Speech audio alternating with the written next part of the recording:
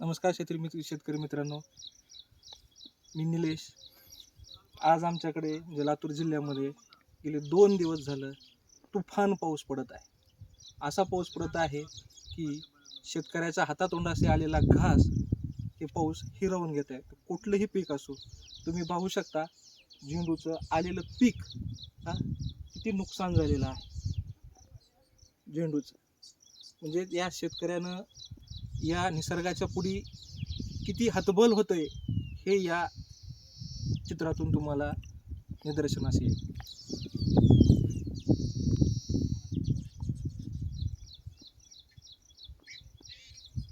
तरी बाकीच्या जी काही शेतकरी आहेत ज्यांचा झेंडूचा प्लॉट चांगला आहे, त्यांनी सांभाळा. त्यांनी दसरा आणि दिवाळीला हमखास कमीत कमी 150+ रेट राहतील असा माझा अंदाज आहे. कारण हिंगोली जिल्ह्यामध्ये सुद्धाही तुफान पाऊस आणि वादळ असल्याकारण तिथलेही झेंडूचे प्लॉट हे खराब झालेले आहेत किंवा झेंडू हा आडवा पडलेला आहे.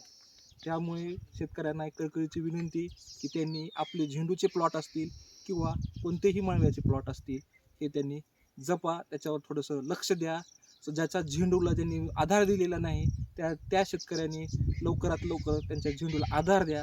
कारण आता उद्या नवरात्र चालू होणार आहे. या नवरात्रीच्या अगोदर 2 दिवस झालं तुफान नुकसान झेंडू या पिकाचं झालेलं आहे. त्यामुळे दसऱ्याला सुद्धा झेंडूची खूप कमतरता भासणार आहे आणि त्यानंतर दिवाळीला सुद्धा हा झेंडू खूप कमतरता भासणार. त्यामुळे रेट राहण्याची जबरदस्त शक्यता आपल्याला या ठिकाणी दिसत आहे. नमस्कार.